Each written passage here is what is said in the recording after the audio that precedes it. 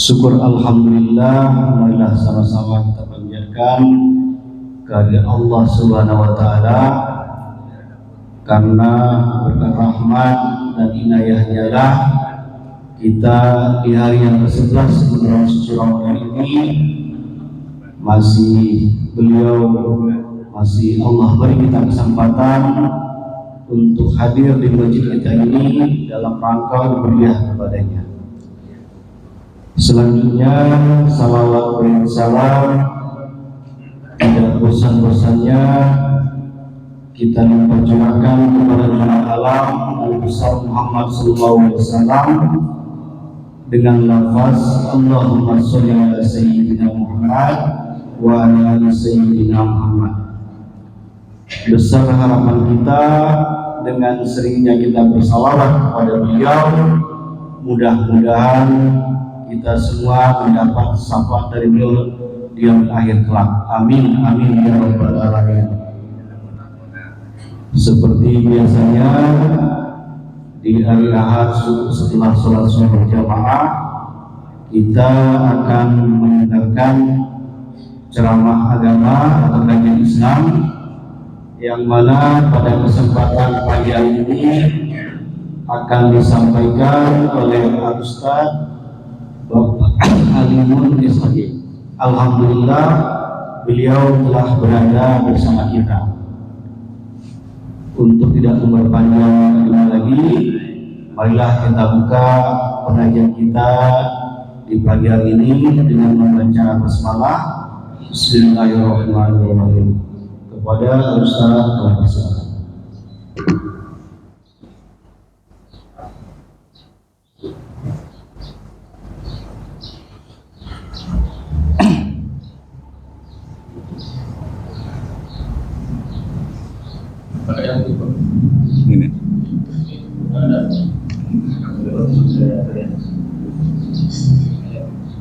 Ini untuk bergaya aja berarti ya.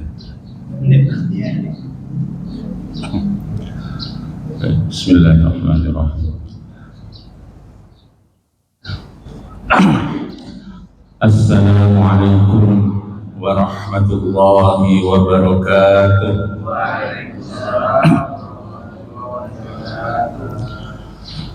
Alhamdulillahilladzi bi ni'matihi tatimmus shalihat wa bi fadlihi tatanazzalul khairat wal barakat wa bi taufiqihi tahaqqaqul maqasid wal ghayat. Ashhadu an la ilaha illallah wahdahu la syarika lah wa ashhadu anna Muhammadan 'abduhu wa rasuluh. Allahumma shalli wa sallim wa barik wa an'im ala nabiyyina wa sayyidina Muhammadin wa ala alihi wa ashabihi wa man tabi'ahum bi ihsanin ila yaumiddin. Allahumma bika asbahna wa bika amsayna wa bika nahya wa bika namut wa ilaikan nusyur. Asbahna ala fitratil Islam wa kalimatil ikhlas wa ala dini nabiyyina Muhammadin sallallahu alaihi wasallam wa ala millati abina Ibrahim hanifa wa ma kana minal musyrikin. Bersyukur kepada Allah atas segala nikmat yang telah diberikan kepada kita semua. Nikmat kesehatan, nikmat kesempatan adalah dua nikmat yang sering dilupakan. Dua nikmat yang sering dilupakan adalah nikmat sehat dan nikmat kesempatan. Semoga kita bisa mensyukuri apapun bentuk nikmat itu. Tentu terutama nikmat iman dan nikmat Islam kita syukuri, karena tidak semua hamba Allah itu di posisi yang bisa bersyukur atas nikmat yang telah dirasakannya. Merasakan nikmat ya mensyukuri nikmat tidak banyak. Sering kita sampaikan, wa qalilum min ibadiyasy syakur. Kata Allah, sedikit dari hambaku yang pandai bersyukur. Sering kita sampaikan karena memang begitu. Tidak banyak yang pandai bersyukur. Bapak dan Ibu para shaimin shaimat yang dimuliakan Allah Subhanahu wa taala. Mengamali dari kajian syukur kita, mengingatkan kepada kita semua ada dua hadis tentang berpuasa. Yang satunya menyenangkan, hadis satunya mengkhawatirkan. Hadis yang menyenangkan adalah hadis yang semua kita hafal. Man shoma ramadhana imanan wa ihtisaban ghufira lahu ma taqaddama min dzambi. Man barang siapa shoma berpuasa Ramadan imanan wa ihtisaban, di mana puasanya didasari karena keimanan, keyakinan kepada Allah, puasanya karena perintah Allah, yakin itu diperintahkan oleh Allah, wahtisaban dan penuh pengharapan akan pahala dari Allah, maka orang seperti ini akan mendapatkan kegembiraan, kesenangan. Kenapa? Karena akan mendapatkan maghfirah atau ampunan dari Allah, akan dihapus dosa yang telah lalu. Hadis yang kedua kita semua juga hafal. Ada beberapa redaksi. Ada redaksinya itu diawali dengan rubba shaimin. Ada yang kam min shaimin. Laisa lahu min siyamihi illal ju' wal 'atas. Banyak kata Rasulullah, orang yang berpuasa tapi tidak mendapatkan apa-apa dari puasanya kecuali lapar dan dahaga. Dan dibilang oleh Rasulullah, banyak orang yang seperti itu. Hati-hati, jangan-jangan kita termasuk di situ. Nauzubillah. Semoga kita semua tidak termasuk yang di sini. Kenapa bisa berpuasa kok nggak dapat apa-apa? In kana ahadukum shaiman fala yarfus wala yajhal. Dikatakan Rasulullah, ketika kalian sudah berpuasa, maka fala yarfus, jangan bicara kotor, wala yajhal, dan jangan melakukan hal-hal yang bodoh. Bicara kotor ya nggak perlu dicontohkan, bicara kotor dicontohkan memang. Ya, membentak-bentak orang, kemudian apa, banyaklah bicara. Kalau orang Jawa namanya misuh. Kalau di sini bercarut. Orang sini dibilang misuh, dipikir kawannya bakso, misuh. Kalau bahasa Jawa itu bercarut itu misuh. Ada hanya tapi bukan misuh. Yang itu enak kalau misuh itu tidak, jangan sampai kita lakukan. Kemudian wala yajhal, dan jangan melakukan hal-hal yang bodoh. Seperti apa? Habis waktu kita hanya untuk hal-hal yang tidak berguna. Seharusnya habis subuh sampai syuruk itu kita gunakan untuk zikir, tilawah dan sebagainya. Sebagian kita masih ada kan, sama-sama di masjid ini. Nanti tengoklah yang kita lihat di masjid kami lah, di Asyakur gitu kan. Sebenarnya di Asyakur sekarang lagi ada kajian, dan penanggung jawab kajian itu saya juga. Tadi udah saya sampaikan ke pengurus yang lain. Ada orang yang habis subuh sampai syuruk itu tilawah, zikir dan sebagainya. Ada yang ngobrol, sama-sama sampai syuruk, sama-sama habis duhur sampai syuruk. Satunya tilawah, zikir, satunya ngobrol. Kalau ngobrol diskusi tentang masalah yang bermanfaat mungkin nggak apa-apa, masuk dalam kategori yang baik.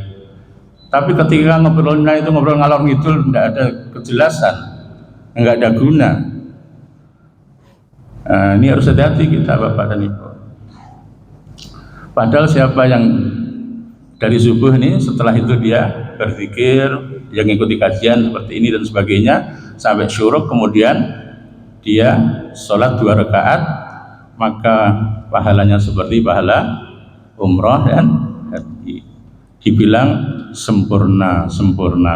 Kita yang belum ada uang untuk umroh, ya itu perbanyak itu, pahalanya sama, nggak harus ke Arab Saudi. Ya yang ada dana ya ke sana lah. Yang nggak ada dana tapi kepingin ke sana belum ada dana.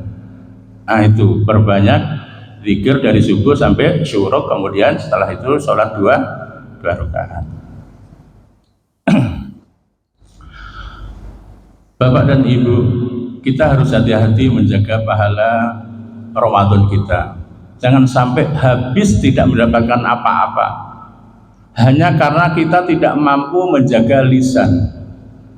Lisan ini, lidah tak bertulang ini mudah untuk belok-belok ngaco kita ini. Habiskan pahala orang puasa itu lisan kita kalau nggak hati-hati.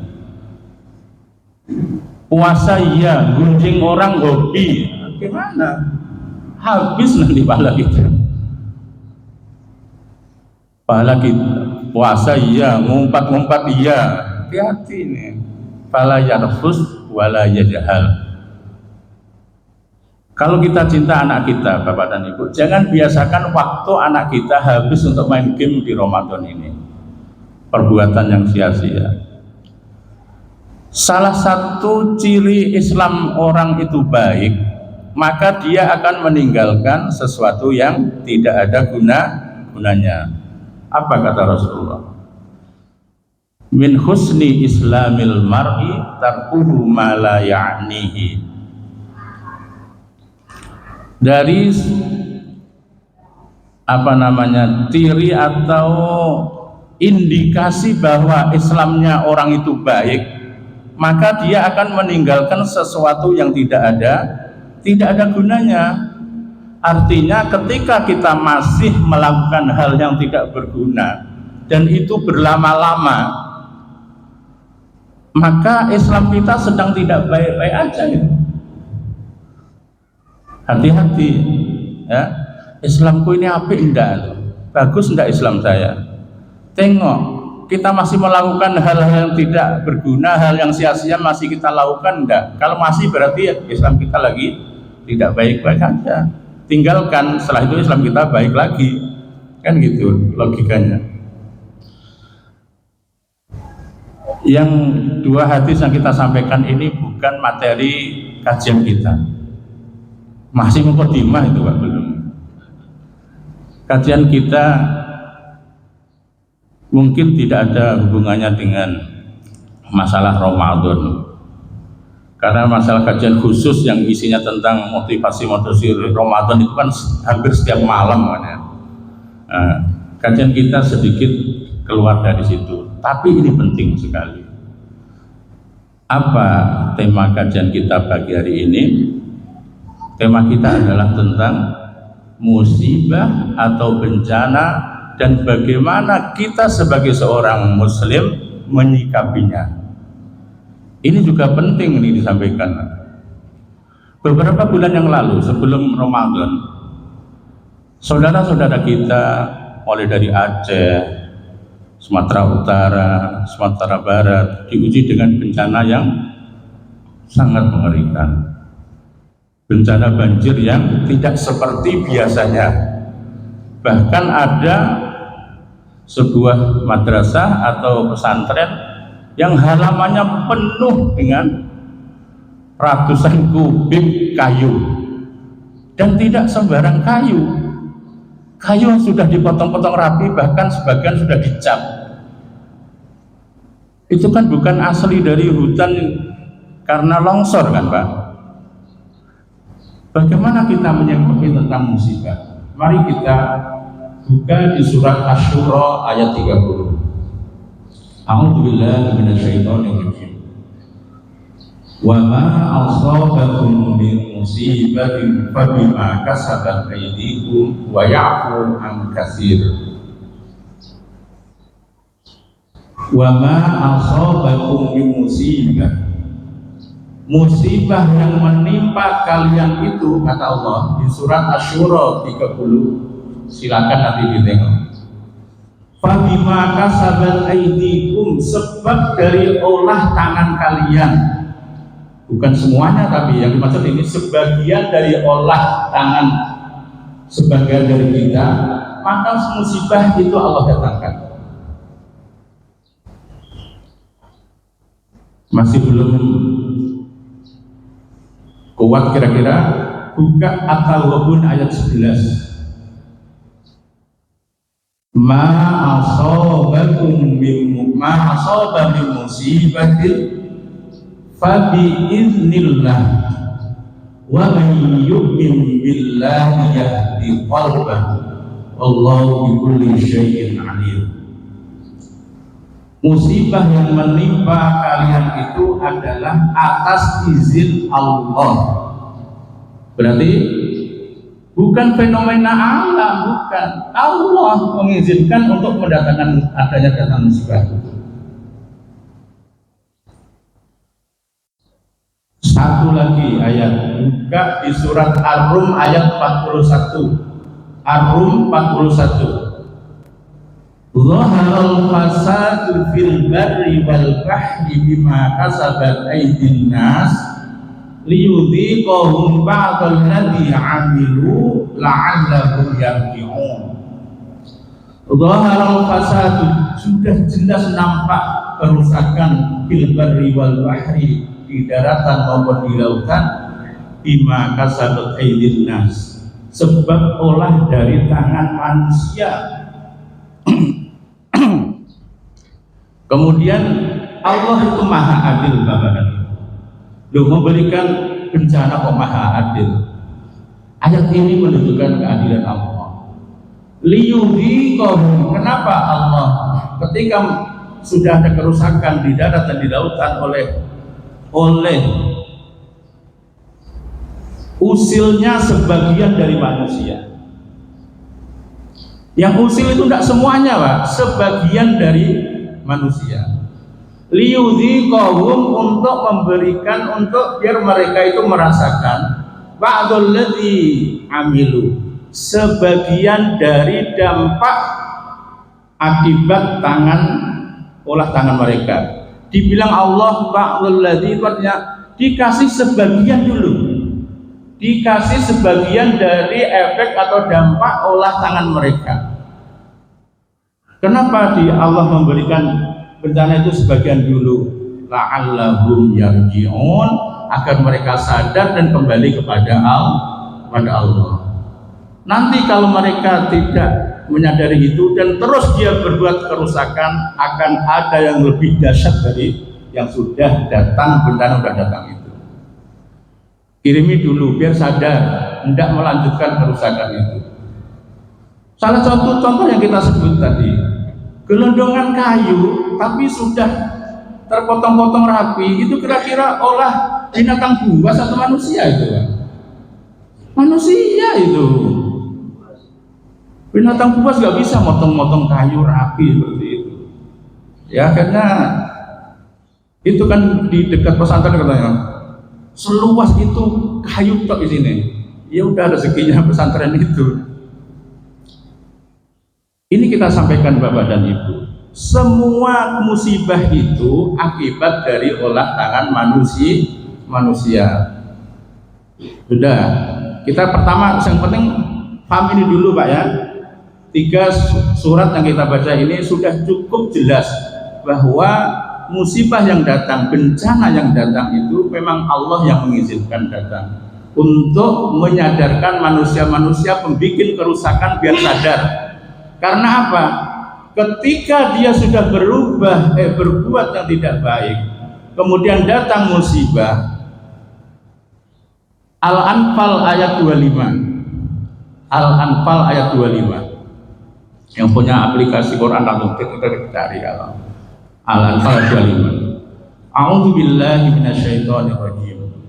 Wattaqu fitnatan la tusibannal ladzina zalamu minkum khassah wa'lamu annallaha syadidul 'iqab. Takutlah kalian akan fitnah, akan bencana yang ketika dia datang tidak hanya mengenai orang yang zalim saja. Pak, Bu, ketika bencana datang itu tidak hanya mengenai mereka yang bikin rusak saja, Pak. Semuanya kena. Allah sudah peringatkan, Al-Anfal 25, ya. Takutlah kalian ketika kepada sebuah fitnah, pada sebuah bencana yang ketika dia datang tidak hanya mengenai orang-orang yang zalim saja. Maka Bapak Ibu jangan ngejudge, jangan menuduh saudara kita yang di Sumatera, yang Aceh Utara, Barat kemarin, yang kena itu adalah orang-orang tukang maksiat, orang-orang yang berbuat mungkar, kerusakan dan sebagainya. Yang berbikin kerusakan ada, paham? Yang bikin kerusakan ada, yang terkena efek dari kerusakan semuanya. Yang solihah, yang taat pun kena, Pak. Jangan kita mencari berita tadi ada longsor, ada satu rumah yang tidak longsor, kemudian ditanya, Pak, Bu, amalannya apa kok bisa selamat? Loh, itu loh Allah yang menyelamatkan. Ketika Allah kehendaki selamat ya. Bukan karena amalan-amalan. Kadang-kadang akhirnya apa? Dijadikan rujukan. Bapak apa? Karena pada ayat yang 25 Al-Anfal tadi jelas, ketika kena musibah itu tidak hanya kepada orang yang zalim saja, semuanya kena. Jadi saudara kita yang ahli di masjid, yang ahli dalam ibadah, yang taatnya luar biasa kepada Allah, bukan berarti terus ada banjir rumahnya dilewati, ya tidak. Kadang-kadang kita kan pikiran kita ini yang taat ini mesti selamat. Cuman berbeda Bapak dan Ibu. Orang yang tidak taat kepada Allah, musibah ini seperti azab. Bagi orang yang taat, musibah ini sebagai ujian untuk meningkatkan derajat mereka. Sama-sama meninggal, satunya husnul khotimah. Karena orang meninggal karena tenggelam itu salah satu yang dianggap mati syahid. Tapi berbeda dengan syahidnya yang jihad berperang loh ya. Kalau yang dia masuk salah satunya mati syahid itu ibu-ibu yang melahirkan meninggal, itu syahid. Tapi syahidnya tidak sama dengan syahidnya Pak, orang berjihad. Kalau orang berjihad itu enggak dia yang berdarah-darah itu yang akan dimakamkan nanti. Tapi kalau orang yang sedang jihad dalam melahirkan, ibu-ibu kemudian meninggal, dia tetap dimandikan, dikafani seperti itu. Tapi posisinya termasuk salah satu yang dianggap mati syahid. Jadi berbeda, sama-sama kena kebanjiran, sama-sama ada yang meninggal, posisinya berbeda.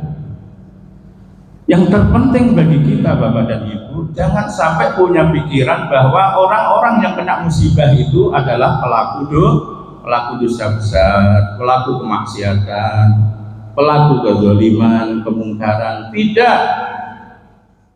Memang benar ada pelaku kemungkaran yang membuat Allah turunkan musibah di situ, Allah turunkan bencana di situ, tapi tidak semuanya yang terkena itu mesti mereka membuat kemungkaran tadi. Oleh karena itu Bapak dan Ibu, apa yang harus kita lakukan?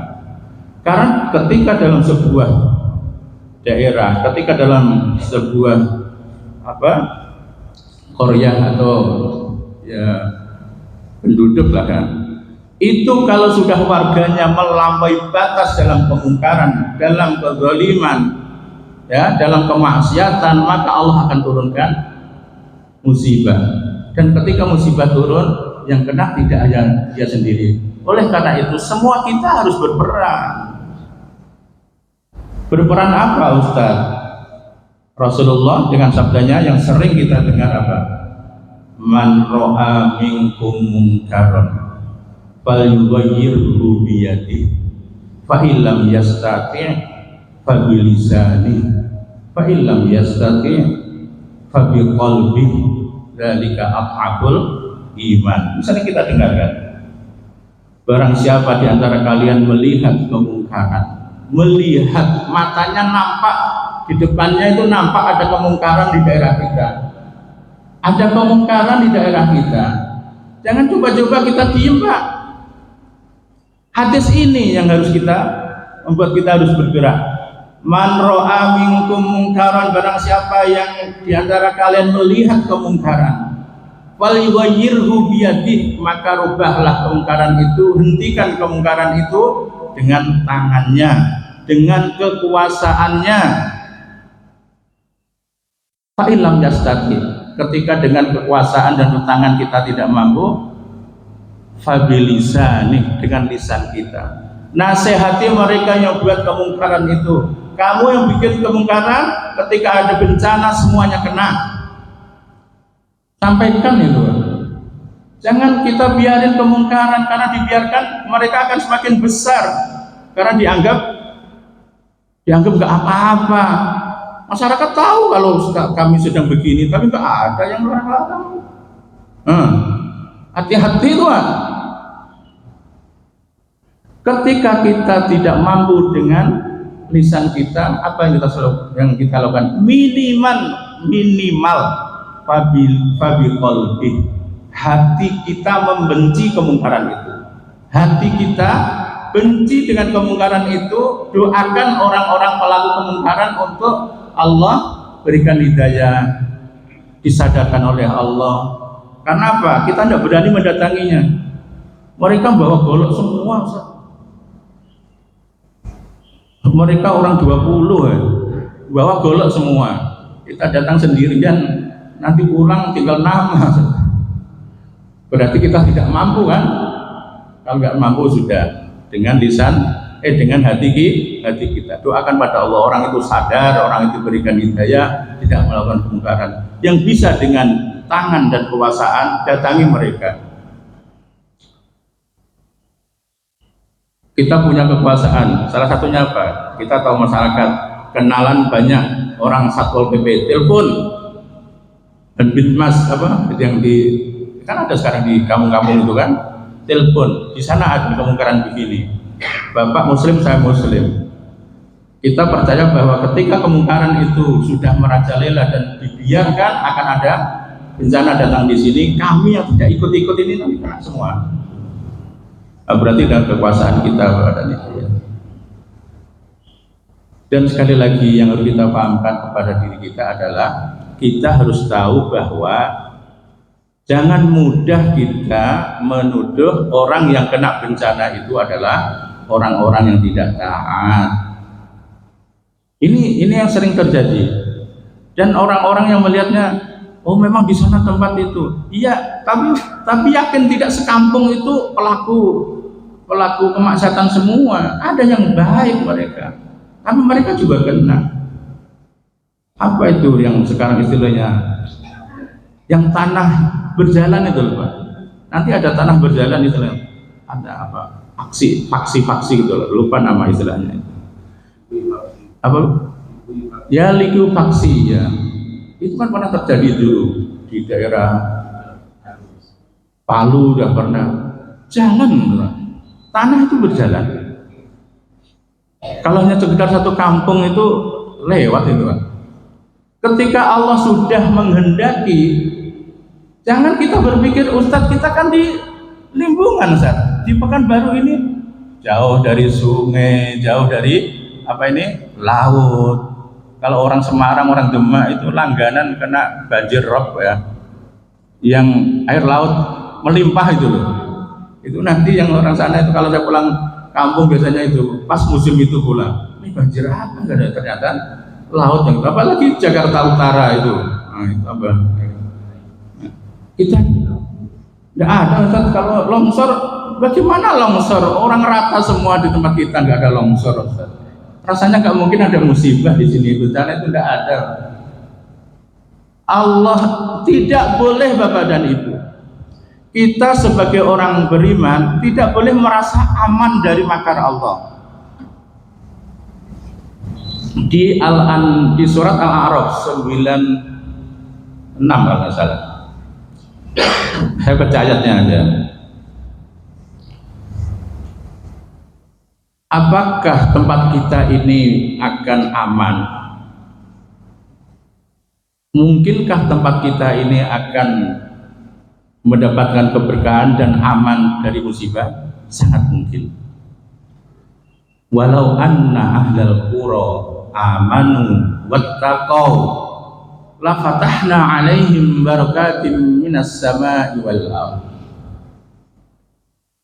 Al-Araf ayat berapa itu? Tadi itu kan 96 atau 92 gitu. 96 ya, 96 kayak itu. Walau anna ahlal qura, seandainya penduduk negeri ini amanu, beriman, wattaqau dan bertakwa kepada Allah, tidak ada kemaksiatan yang, kalau kemaksiatan manusia pribadi dia dengan Allah itu kan cukup dia dengan Allah masalahnya. Taubatnya dia dengan Allah langsung. Tapi ketika kemaksiatan itu sudah terang benderang, di situ tempat kemaksiatan dan tidak ada orang yang menegurnya, itu loh. Kalau di tempat kita tidak ada, aman daerah kita ya. Ada nampak kita ada kemungkaran di sana, contoh orang datang adu jago misalkan, dan di situ adu jagonya pakai duit misalkan. Kemudian datang oleh Pak RT dikasih tahu jangan, nggak ada lagi. Bukan dibiarkan sampai orang jauh-jauh pun datang ke tempat kita untuk adu itu. Di tempat kita aman, tidak ada itu. La fatahna alaihim, kata Allah, sungguh akan kami bukakan barakatim minas sama wal ardh. Kampung itu akan mendapatkan keberkahan dari Allah, dari atas, dari bawah, dari langit, dari bumi. Yang janji Allah pasti benar. Kenapa di Pekanbaru ini kita merasakan kenikmatan yang luar biasa? Di sini banyak orang yang dulu ketika saya masuk ke Pekanbaru 2002, ya mungkin belum banyak kajian-kajian, belum banyak orang belajar. Sekarang orang-orang tua pun pada belajar. Orang-orang sekarang ini karena keimanan dan ketakwaan masyarakatnya semakin bagus, maka daerah kita ini aman. Coba ada kerusakan di sekitar kita, kita biarkan dan menjadi merajalela. Saya lanjutkan ayat ini, Pak. Afa amina ahlul qura ayyatiyahum ba'suna bayatau wa hum naimun. Apakah penduduk negeri merasa aman ketika secara tiba-tiba datang bencana Allah, bencana dari Allah datang kepada mereka di waktu malam saat mereka tidur? Seperti gempa di Jogja tahun berapa itu, orang masih tidur sebelum subuh itu datang gempa. Awa amina ahlul qura, apakah penduduk negeri merasa aman? Awa amina ahlul qura ayyatiyahum ba'suna duha wa hum yal'abun. Ketika bencana itu datang secara tiba-tiba di waktu duha saat mereka sedang bermain, lengah mereka. Oleh karena itu jangan sampai kita merasa aman akan makar Allah. Ketika Allah menghendaki bisa. Allah kirimkan puting beliung, nggak perlu longsor, Pak. Puting beliung datang itu di atas kita, muter-muter gitu kan. Naudzubillah, di tempat kita tidak ada, Pak. Jaga kondisi tempat kita dari kemaksiatan yang kemaksiatan itu sudah melampaui batas.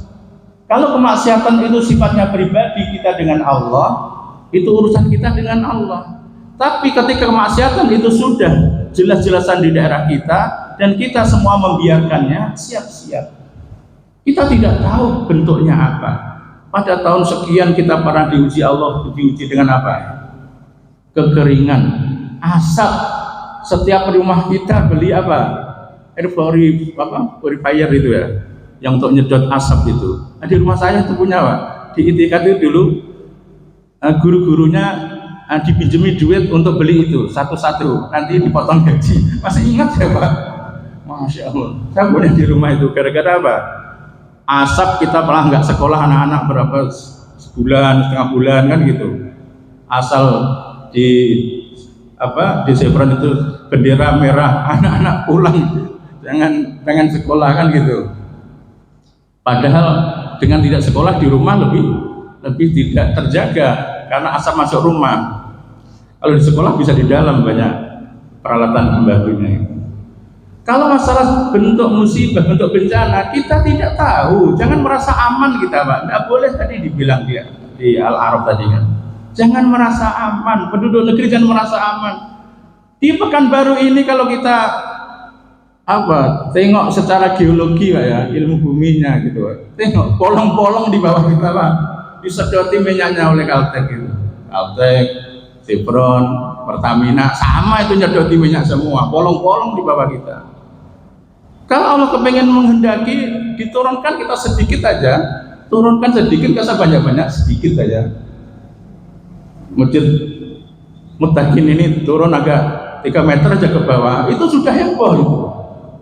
Alhamdulillah, insya Allah tidak ada di sini ya, tidak ada, insya Allah tidak ada. Kita berdoa untuk senantiasa tempat kita diamankan, diberikan yang teraman oleh Allah. Dengan cara apa? Masing-masing kita ayo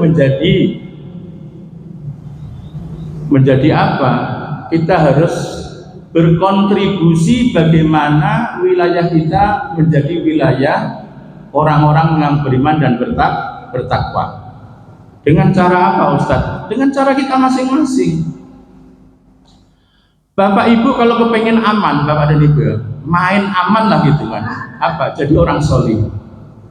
Orang solih, orang solihah itu aman. Kenapa? Dia kesolihannya itu hanya untuk diri sendiri. Rasulullah itu kapan diberikan gelar Al-Amin? Orang yang dapat dipercaya sebelum menjadi nabi lah. Rasulullah itu sebelum menjadi nabi, masyarakat itu sudah percaya apa yang dibilang Muhammad pasti benarnya. Kejujurannya Muhammad ketika itu Rasulullah belum jadi nabi ya, itu semua percaya Rasulullah jujur itu sampai diberi gelar Al-Amin itu sebelum jadi nabi. Ketika risalah dakwah datang, sebagai risalah kenabian datang, kerasulan datang, harus menyampaikan kepada masyarakat, apa yang terjadi? Muhammad itu majnun, orang gila. Muhammad itu sahirun, ahli sihir. Muhammad itu syairun, tukang syair. Karena apa? Al-Qur'an ini seperti syair kan. Tapi ketika ditantang, ini bagus surah awal ya. Ketika ditantang untuk bikin satu surat, tidak ada yang mampu. Kalau itu bikinan Rasulullah, mereka kan tahu bahwa nggak mungkin ini bikinan Muhammad kan gitu. Rasulullah itu ketika mendapat tantangan setelah ada risalah dakwah. Bapak Ibu ketika masih solihah, tidak ada tantangan Pak. Derajat tertinggi itu bukan orang solih. Derajat di atasnya yang harus kita kejar, yaitu al-muslih. Muslihah. Muslih itu orang yang solih dan mengajak orang lain menjadi solih seperti dirinya. Berarti seorang muslih syaratnya juga solih. Kita solih, ibu solihah, kemudian kita yang peduli kepada orang lain untuk menjadi solih dan solihah seperti kita, ajak orang itu. Nah ini baru ada tantangan, karena tidak semua orang kita ajak itu mau. Ada setelah itu kita diajak, gaya gak sok suci, baru kamu aja baru kenal Islam baru kemarin gitu nasihati orang. Pokoknya isinya tantangan tok itu Pak. Seorang yang muslih yang menaikkan dirinya dari solih dan solihah menjadi muslih dan muslihah, itu tantangannya baru ada. Kalau yang pertama tadi main aman saja ya Pak, yang penting saya sedekah banyak, yang penting saya sholat jamaah terus, saya berikan sedekah jamaah terus, saya sering kepada orang, saya santun, sering menyapa, semuanya itu kepada siapa? Hanya untuk kita saja Pak, nggak ada tantangannya. Jangan puas kita jadi orang yang solih dan solihah, karena orang yang solih dan solihah itu masih mengamankan dirinya. Naikkan diri kita sebagai seorang yang muslih. Muslih itu adalah syaratnya solih dulu, setelah itu mengajak orang lain menjadi solih seperti dirinya. Nah ini tantangannya ada. Apakah semua orang harus menjadi muslim, Ustaz? Jawabannya adalah Al-Asr ayat 3. A'udzubillahi minasyaitonirrajim. Untuk penutup kajian kita, Al-Asr ayat 3. Kita baca dari ayat 1, kita semuanya hafal. Bismillahirrahmanirrahim. Wal 'asr. Demi masa, demi waktu asar. Innal insana lafi khusr. Sesungguhnya manusia, inna itu artinya sesungguhnya, lafi, lamnya la ini lam taukid artinya juga sungguh, Pak. Sesungguhnya manusia sungguh dalam kerugian, kuat sekali. Semua jenis manusia dalam kerugian, rugi semua manusia itu, kecuali, tengok Pak, siapa yang nggak rugi? Kita semuanya tidak kepengen lafi khusrin. Kita semua tidak kepengen lafi khusrin, yang dalam kerugian. Maka yang harus kita lakukan, yang tidak rugi itu siapa? Kecuali orang yang punya 3 karakter. Bukan milih, Pak. Bukan kecuali illalladzina amanu, kecuali orang beriman 1. Wa amilus solihati, kecuali orang-orang yang beramal soleh 2. Bukan begitu. Siapa yang tidak rugi? Mereka yang punya tiga ciri ini, 3 karakter ini. Yang pertama, illalladzina amanu, yang tidak rugi adalah orang-orang beriman. Wa amilus solihat, ada wawunya. Dan orang yang beriman itu amilus solihat, mereka beramal solih. Tidak iman saja tapi tidak beramal. Dia beriman dan beramal solih. Cukup? Tidak. Yang ketiga ini yang baru kita bahas, watawasau, mereka saling nasihat menasihati, ingat mengingatkan, bil haqqi, dengan membawa kebenaran. Watawasau, dan mereka saling nasihat menasihati, bisabri. Kenapa butuh kesabaran? Karena tidak semua orang yang kita nasihati itu mau dinasihati. Atau kadang-kadang sebagian kita menasihati iya, menerima nasihat no. Nah, ini bahaya juga, Pak. Al-Qur'annya itu watawasau, itu saling nasihat menasihati. Jangan pula kita, alhamdulillah Ustaz, saya juga sering kasih nasihat kepada mereka. Kalau Bapak dinasihati mau enggak? Kalau saya kan enggak perlu dinasihati, Ustaz. Mana manusia lu tidak mau dinasihati? Semua kita ini punya kekurangan, Pak. Yang tahu kekurangan kita orang lain. Kita kadang nggak tahu kekurangan saya apa. Yang tahu ini orang lain. Ketika kita diarahkan, dinasihati, itu didengarkan. Termasuk, mohon maaf ini, ada contoh kecil loh ya. Ibu-ibu ini, tapi enggak ibu, termasuk bapak-bapak juga. Di musim Ramadan ini kan sering ada tadarus ini. Kan di masjid-masjid sering ada tadarus. Ketika ada yang membaca salah, kemudian kawannya yang satunya ini memang sudah mahir mengingatkannya dalam rangka apa? Biar bacaannya tidak salah. Apa yang terjadi? Merasa dia dipermalukan. Ketika baca salah diperbaiki, kawan yang memperbaiki ini dianggap mempermalukan. Ada enggak di sini?